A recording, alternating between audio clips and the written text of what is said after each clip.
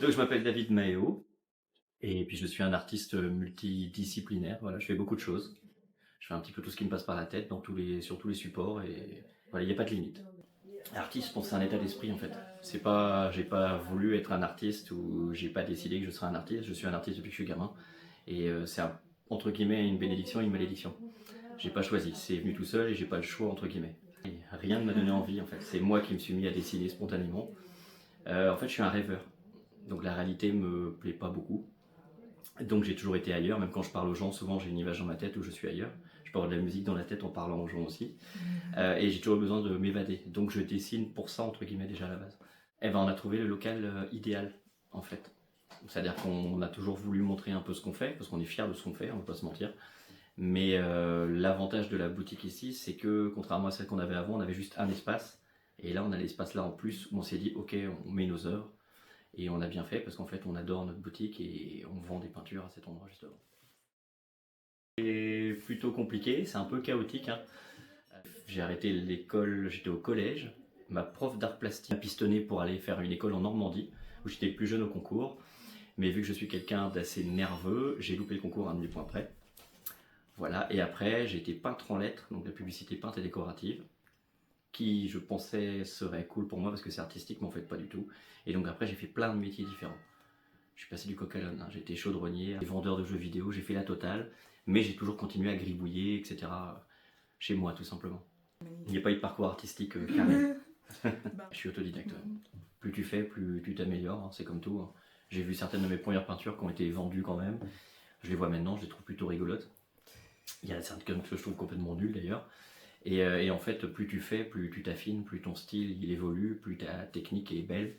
Même quand tu es autodidacte, en fait, plus tu fais, plus ça s'améliore. Donc j'en ai fait qu'à ma tête surtout, et j'ai appris tout seul pour toutes les techniques. Voilà. Je suis un peu tête de mule, je veux surtout pas qu'on m'apprenne. Parce que j'ai pas du tout envie de faire comme tout le monde, donc c'est hors de question. Alors je connais le minimum vital quand même, hein. J'ai un peu des bases en dessin, mais quand je prenais des cours de dessin, j'en ai fait quelques-uns. Ça a duré quelques semaines à chaque fois, c'est tout. J'avais jamais le matériel de toute façon.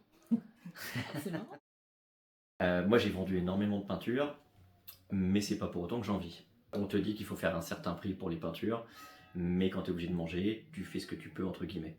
Quand tu es un artiste et connu en général, il connaît du monde, qui connaît du monde, il y a tout un réseau. Donc c'est un peu la chose qui peut faire en sorte que ça bouge pour une carrière artistique. Mais autrement, la réalité c'est que il faut manger et qu'il faut des fois le système D et qu'il y a des mois où tu vends quelques peintures et des mois où tu vends rien du tout.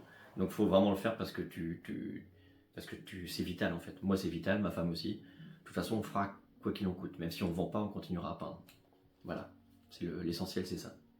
En fait, c'est pas se dire tiens, je dois vendre tant de tableaux cette année, sinon j'arrête. Non, non, non, c'est pas ça. Le but, c'est de t'éclater tous les jours et de kiffer ce que tu fais. Donc, le prix de mes œuvres, on fait en sorte qu'en fait nos œuvres soient accessibles. Tout petit format à 40 euros, format un peu plus grand à 80 euros et un autre à 200. Et après, sur toile, ça dépend. Et tu fixes un peu en disant ça peut le faire.